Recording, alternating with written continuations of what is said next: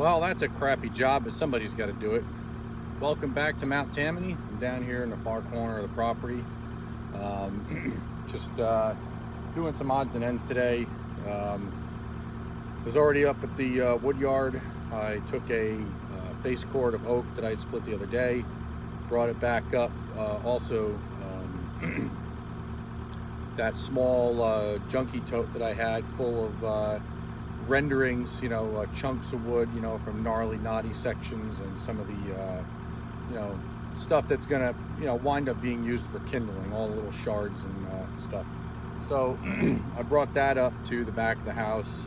I'm gonna throw one of those plastic pieces that I took from the tote containers, and I'm gonna throw it over that. Hopefully that'll dry out real quick because it's thin, and we'll be able to just get rid of that either in the burn barrel or in the wood stove itself. Likely to be the burn barrel because I'm pretty sure it's pretty dirty, and just I don't really want to send it down the chute into the basement. It's just going to make an even bigger mess. We all know those of us who burn firewood on a regular basis, whether it's for heat or just supplemental or ambiance. Wood's just messy. You got bark pieces, you got other things, shards and stuff that fall off. So you're constantly walking around with a broom sweeping it up. But when you like burning wood for recreational or home heating use, that's just kind of goes with it. So yeah, I just gonna scrape out the bucket here, clean off the undercarriage, and we're gonna head back up. I think we're gonna go back to the log yard. I got the chainsaw up there. I bucked up a few pieces trying to find out what they were. I'm pretty certain that they're maple. So I'm probably gonna get those kind of put aside, and that really huge log that you guys may have seen in the background over near the splitter, the one that was kind of sitting in the gravel. I had spoken about it a few times in the curiosity of, gee, is that some species of oak? And I did took off a cookie. Turns out that I'm pretty confident it is oak. I believe it's the same species oak that I just split and put in the two face cords that I just did of oak. So that's a pretty big log. So that should at least be a face cord or so, which is a thumbs up kind of scenario. I know the oak does take longer to dry, but when I might double handle it a little bit to make bundles for the summer, spring and summer. So being able to break it down a little bit more makes it dry a lot faster, and for campfire wood and stuff like that be good. I'm probably gonna do something selfish and keep it for myself because that makes nice long lasting coals in the wood stove. Those are good for those long overnight burns when you pack the stove up. So that's probably what's gonna happen with most of that oak. So let me stop yammering here. I'm gonna get to it, get this thing scraped up and cleaned up. That way any of the stuff in the undercarriage doesn't get frozen. We got a cold snap coming. Seems like it's gonna get back up into the high 30s, mid 40s throughout the day, but overnight we're gonna get back down to the 20s. I'll be right back.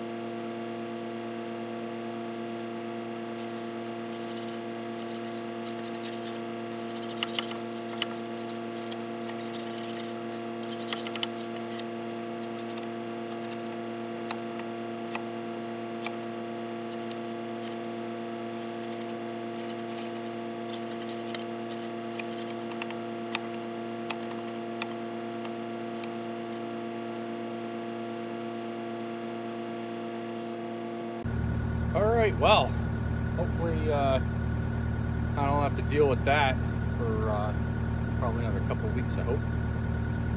Yeah, it's usually about the rotation here. It's about a couple of weeks worth of random drops out here with the dump trailer. And I come back out and I tighten it up a little bit. It is a lot nicer when the ground is frozen, I can tell you that. But luckily we haven't had a really solid deep frost, so when the ground thaws, it thaws almost completely out, and we get good drainage here. So but if you go back and forth in one spot, it'll get real messy in a hurry.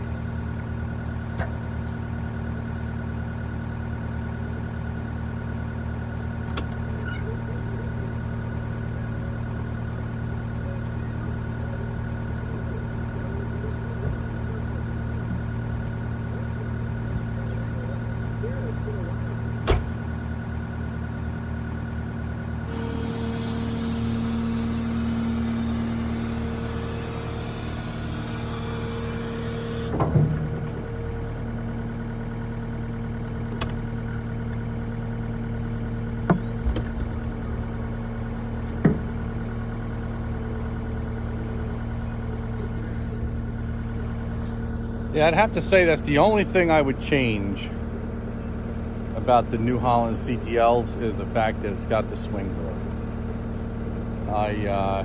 For years I've been watching Dirt Perfect's channel. Those guys out there in Indiana, awesome channel, by the way. If any of you guys haven't seen that channel, or if you haven't been following them, you got to go over there and give them guys a look. There's a few of those guys out there. Captain Kleeman, whole lot of fun. Guy's got a great sense of humor. Pay very close attention when he's talking, because he says a lot of things that might go right past you, and you don't get the full enjoyment of his content. So just listen close. He's a lot of fun. So anyway, squirrel. That swing door, it's quiet. It's nice. That's the only thing I don't like about the roll-up doors, is the fact that they rattle a lot usually. And some of them, you know, I've operated when they're brand new, and they are pretty quiet.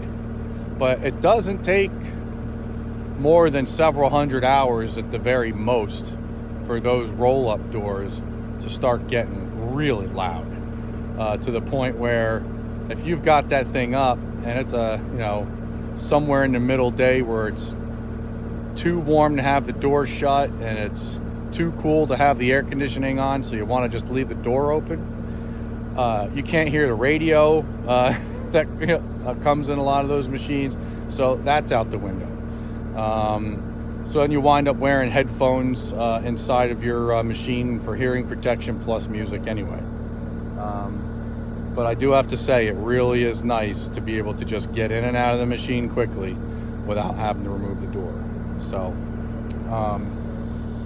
let me get us up there to the wood yard, and before the sun goes down, I might I might take you guys up there to, watch me sharpen the chainsaw or something. We'll have to see what tools I have down in my my saw toolbox down here in the Cover It building. Something's telling me I'm gonna have to take it off and put it on the bench. But the bench grinder that I had doesn't do rakers, so that's kind of frustrating. But it is what it is. I'll see you guys soon. All right, we're back up here. Let's take a look in the box and see what we got going on here. All right. Okay, yep, that's what I was thinking. Yeah, I don't believe I have a 5/16 file. Hey, Bo, how you doing, buddy? Hey, there's Bo. Where are you? There he is. How you doing, dude? How you doing, buddy?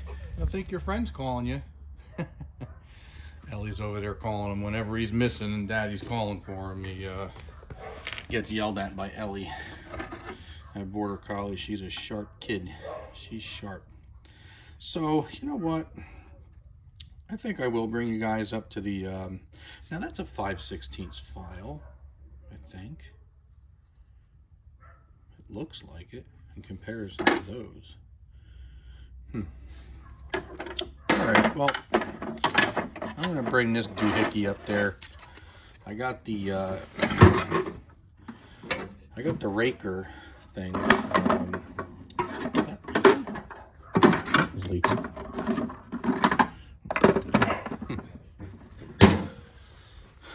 I got the raker gauge in my pocket, so we're gonna get this stuff thrown in the ace, and my hands full.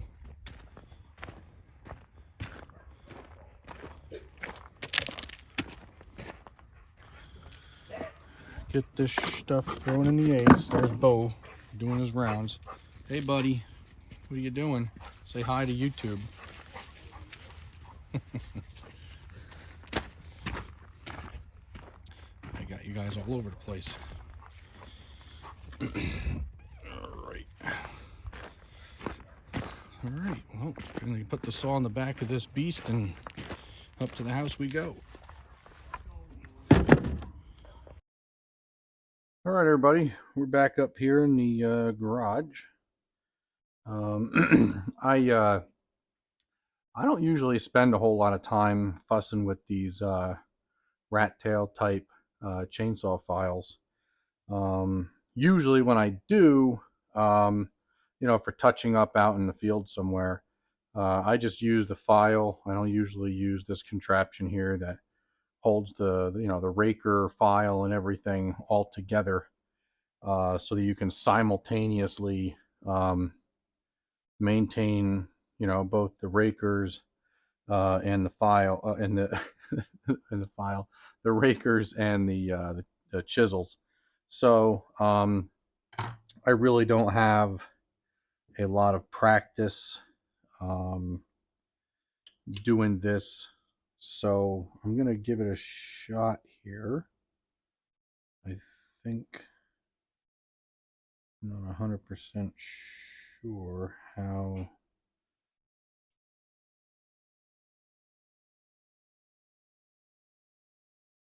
It's gonna maybe take me a minute. Oh, okay, I see. Okay. All right, so looks like these end pieces slide over. Gotta slide the file through. Right. Lock it into place. See it? Okay, now it's not going to do it while the camera's rolling. There. And that locks the rat tail file in place, and also the raker file, which is here. The raker file rests in there. So I'm just going to kind of wing it here. I don't know what kind of results I'm going to have. I certainly do not have a lot of practice doing it this way. Usually the way I do it is I will just run it on the bench grinder over there. I'll sharpen chisels up that way, and if I feel that the rakers need to be touched up, then I put it in the vise and I run around with this little contraption here, and I file the rakers down with that. But I'm going to try it here. I've never used this thing. I'm going to give it a shot. This is the one that I got with the saw. It's a Husqvarna chain sharpening tool. So we'll see what happens. There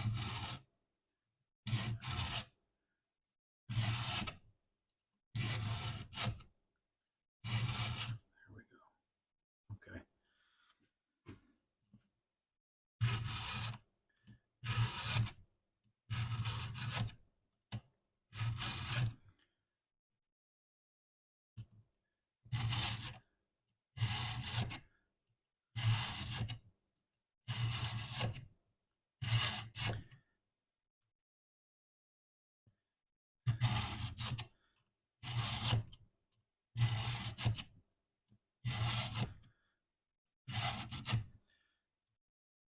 one thing I'm noticing immediately is it's very difficult to pay attention to whether or not you're touching up the raker. You know what? I think I am. Yeah, it appears to be. So that's, it's doing as advertised. We'll have to see what happens with the cut as I'm going through the log. The one thing I noticed about the bench grinder is that if you don't have it set just right as far as the clamping system for the chain, there's a guide system. And if it's not just right, if you have any sort of side to side twist or movement in the chain when you're touching it with the stone, your chain will walk.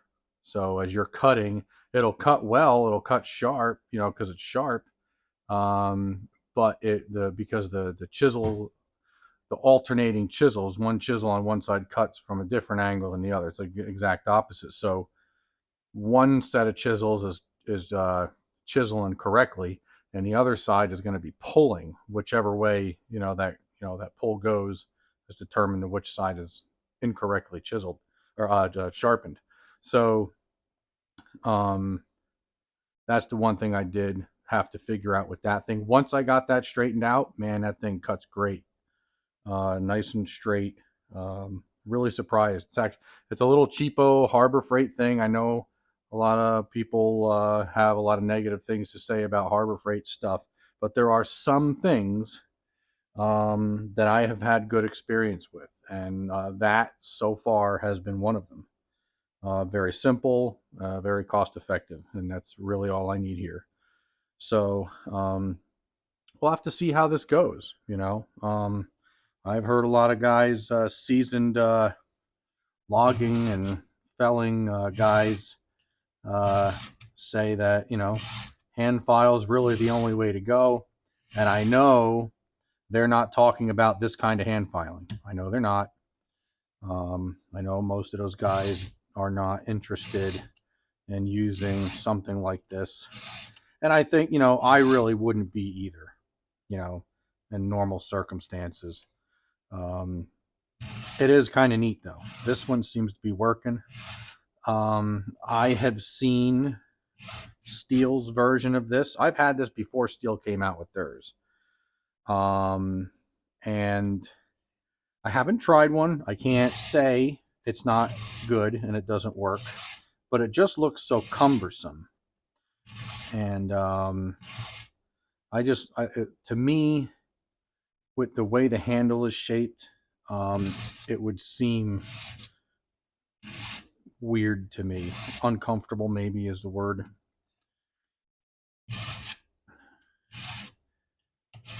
So far, I'm liking it.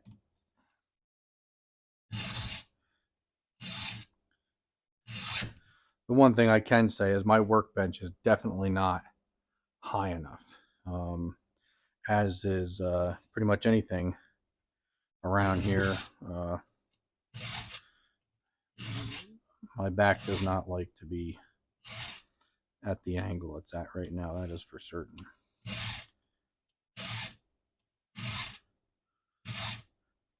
If you want to get a really great tutorial on sharpening chains, now I know there's probably a whole lot of them out there. I've seen a lot of them, and they've all been very, very helpful. However, one that I really genuinely do trust and would feel comfortable sharing with you guys is Buckin' Billy Ray. His channel's got a whole bunch of really great stuff on it with, related to firewood and just felling trees.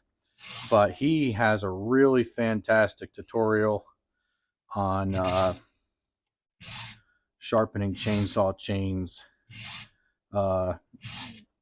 in this fashion. I haven't seen one that he's done with a bench grinder. I think I did hear him say something along the lines like there are instances where he will use a bench grinder. I could be wrong. I may be misspeaking there, but I do know that his preferred method is definitely by hand. It's going to be interesting after running through this chain. Oh, there it is. There's the first one. Okay, so we're good there. Now this is probably going to mess me up. Let's see. Maybe the thing to do is just to rotate the clamp. No. Yes. You know what the heck? I'll try to reverse the chisel, so, or the rat tail file. So basically, I have to move these pieces over here. They slide over just like I showed you before. Of course, like I said, it's gonna give me a hard time now that I'm in front of there. Okay, there we go. So basically, for me to reverse it, I just take the chisel out and I flip it around that way. Right. So just to do that again. All right. So I had it this way. Okay. And I'm taking it out and I'm literally flipping it around that way. So 180 degrees on the opposite side. Now, before I slide these shut, I'll slide one shut to kind of help secure it. But this chisel here, or why do I keep calling chisels files and files chisels? I don't know what's going on with me today. So this here, see how that comes out like that? It does that on both this side and that side. And that's how that mounts in there. That just drops in there and you slide these things over and it locks it in place. So that way neither the file for the rakers or the rat tail file for the chisels can come loose. So we'll have to see how this goes. Ambidextrous, well, I'm saying this lightly, and swinging golf clubs, using a hammer, but this is not one of those things. Oh, this feels so weird.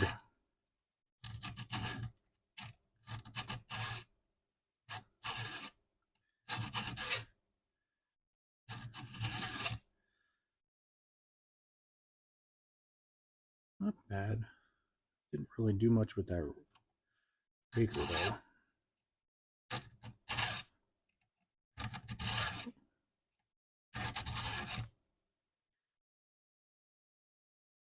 I touched that. Yeah, it's not really. Oh, you want to know what? I know what's going on here. So I think what I did here is, yep, that's what it looks like. I flipped the rat tail file, right? But I didn't flip the raker file. So that, I think, is why that's not cutting the rakers. So let's try that again. Where are we? Where I was working.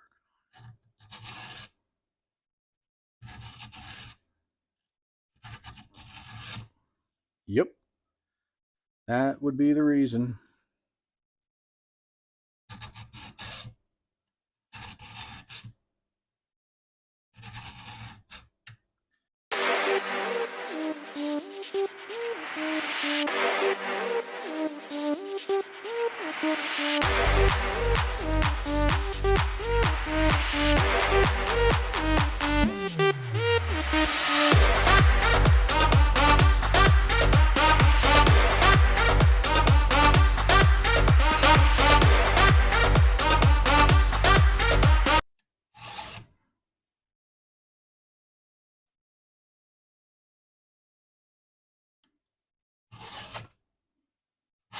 Whoa.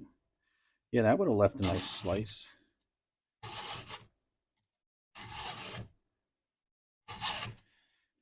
Yeah, the reason why I decided to go ahead and file this chain today is because I nicked a rock. I was doing a little bit of groundwork. I was finishing cutting through, and couldn't get the angle of the saw right, putting the bar into the slot that I had cut from the top side cut, and in struggling, trying to find that angle, I ended up getting a little kickback, and it went down into the dirt, and the dirt wasn't as big a deal as the rock that was in it. So, um, yeah, that's going to be exciting. I can't wait till tomorrow. I'm going to have fun with that. It's like I said, I haven't touched the rakers on this chain yet, and I feel as though it was cutting pretty strong up until I touched that rock, and even then, it was still cutting relatively strong for nicking a rock. I think I might have only got a tooth or two on that, but tomorrow we'll get this baby fired up at some point during the day and get to bucking up that real big oak log. Get that baby bucked up and get all those rounds moved over close to the splitter. And we'll get them things split and up here seasoning for some point next season. We'll have to see what happens. So that sounds like I have some company coming down the driveway, so I'm going to cut this off here. I'll talk to you guys soon.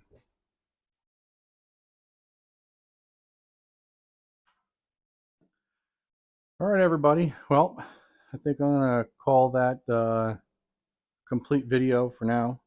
And I'm going to get inside, get myself some dinner. And my stepdaughter's over to visit for dinner. And we're going to go inside and enjoy her company while she's here. And I'm going to have to start this all up again tomorrow. And hopefully you guys be interested to join me out there. And have yourselves a good weekend. If you could, like, comment, subscribe, and I'll see you on the next one.